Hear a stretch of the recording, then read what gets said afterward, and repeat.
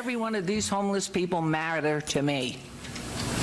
And I want them to have the chance to dignity and self-respect and getting a job and getting the training and getting it back into a productive life for themselves and their families and their loved ones. So that's from Las Vegas there. Las Vegas adopting a ban that makes it illegal to camp or sleep on the street or sidewalk.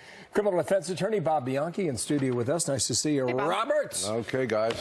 They can do what they want, right? They're trying to head off a bigger problem. How do you see it? Well, I can see this as a prosecutor that used to have to deal with laws that are passed, leaving it to us in the executive branch to enforce these laws. So how exactly is this law going to be enforced? And ultimately, this is a 6-month jail sentence and a $1,000 fine. So let's work it out. Assuming you can even identify who these people are, they're going to wind up going to court. If they show up to court, if they don't, they have a warrant issued for their arrest. If they go to court and they're fined, they're not going to be able to pay the fines, and so they're going to wind up in jail. And I can just tell you this, I've led a law enforcement agency with over 44 police agencies. We have too many mentally ill and chemically addicted people in jail simply because they can't afford fines. So ultimately, I see this as an unworkable solution, although I understand why they're trying to do it. You see it as unworkable, but you see both sides of it. Do you see a better solution?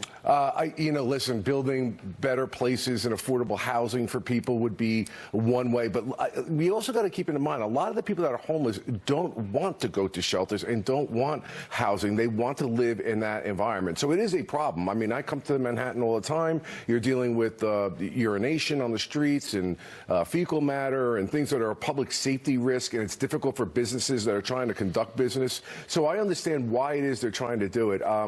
It's a half solution. I don't think it's workable. You saw the story from Austin, Texas this past week.